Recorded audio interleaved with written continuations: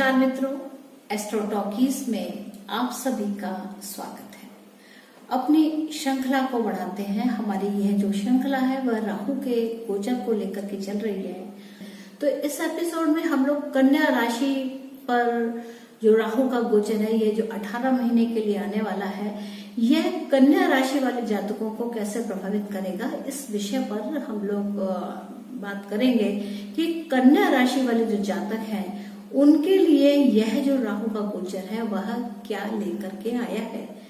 तो कन्या राशि वाले जो जातक हैं इनके लिए जो यह राहु का गोचर है वह उनके नवम भाव से जा रहा है। नवम भाव क्या है? आपकी धार्मिक धारणा है, आपकी विचारशीलता है, आपके पिता का भाव है, साथ ही साथ यह धर्म स्थान से भी संबंध रखता है। और अगर देखें तो क्या है कि यह दृष्टियों के माध्यम से धर्म त्रिकोण को एक्टिवेट करता है, यानी कि कहीं ना कहीं एक विरोधाभास कहें या एक लगाव कहें, कुछ जो आप सोचते थे, आपकी विचारशीलता जो जिस तरीके से आप करते थे, उस विचारशीलता की जो धारणा है कि या धर्म के साथ चलो या धर्म से विरुद्ध चलो, क्योंकि यह जो गोचर है यह स्थिर राशि से होने जा रहा है। तो कहीं ना कहीं यह कुछ महत्वपूर्ण अगर कहें तो कुछ धर्म को लेकर के, धर्म के क्षेत्र को लेकर के कुछ ट्रांसफॉर्मेशंस लेकर के आ रहा है।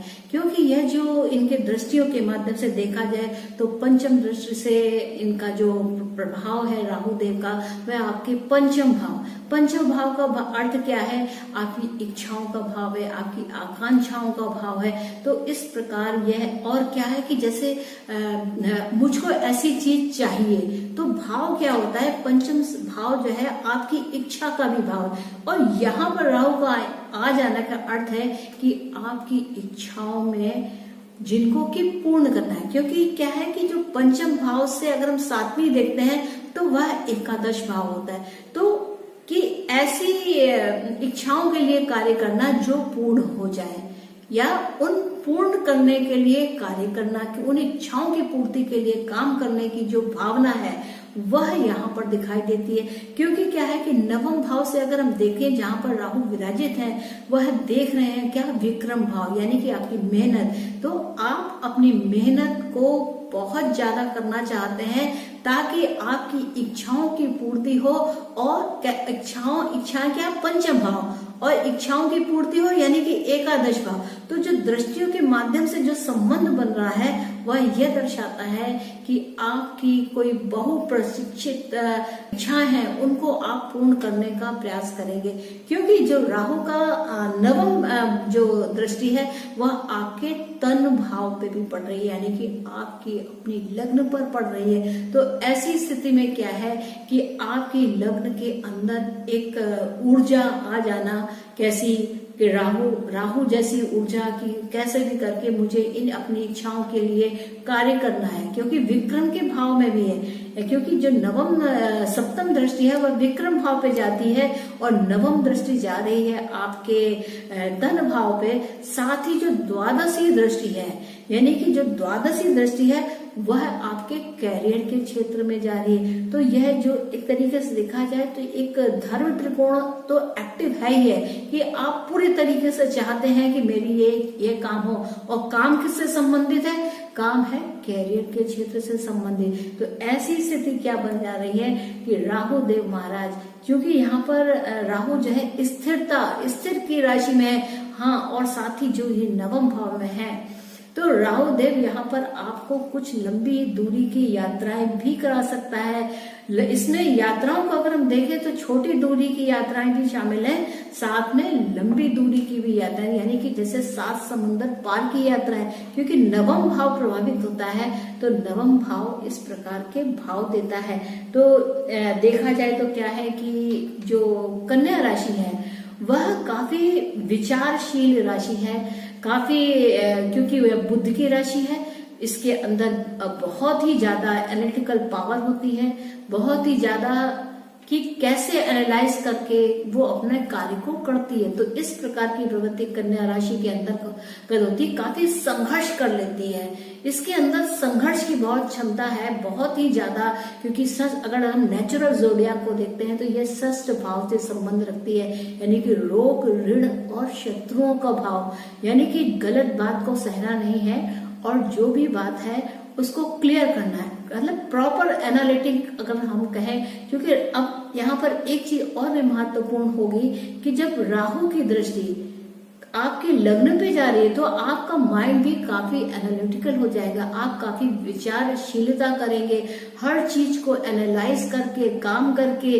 कि किस काम को करने से मेरी कैरियर अच्छा होगा, किस काम को करने से मुझे बहुत मेहनत करनी है या मुझे कैसे लाभ प्राप्त करना है इसमें, क्योंकि मेहनत है, कैरियर है, आपकी इच्छाओं की पूर्ति है, साथ में लंबी दूरी और छोटी दूरी की यात्राएं भी इसमें शामिल है।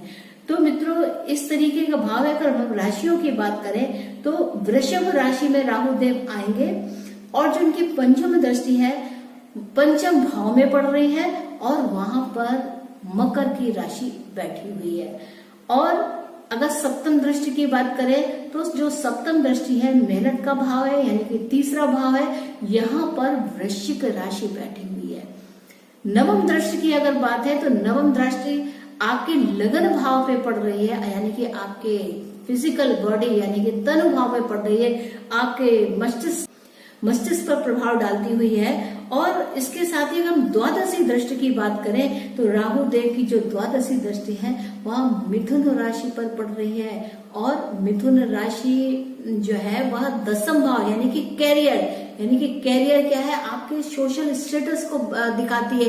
तो यहाँ पर क्या है, इन प्रकार ने एनी हाउ आप अपना कैरियर स्टैब्लिश करने में काफी हद तक सफल होंगे, क्योंकि आपका शरीर साथ दे रहा है, आपकी इच्छाओं की पूर्ति करने का जो भाव है। कभी कभी क्या होता है, शरीर तो साथ देता है पर आप मन से नहीं चाहते हैं, तो यहाँ पर यह मन भी चाह रहा है।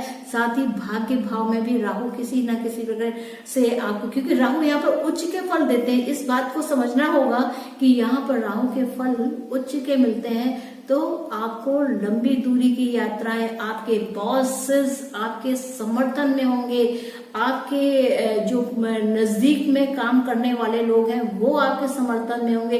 तो इस प्रकार हम कह सकते हैं कि आपके कार्यों की सिद्धि का यह एक समय है। तो मित्रों, ये तो बात थी कन्या राशि को लेकर के, जो राहु का गोचर है वह कैसे प्रभावित करने वाला है।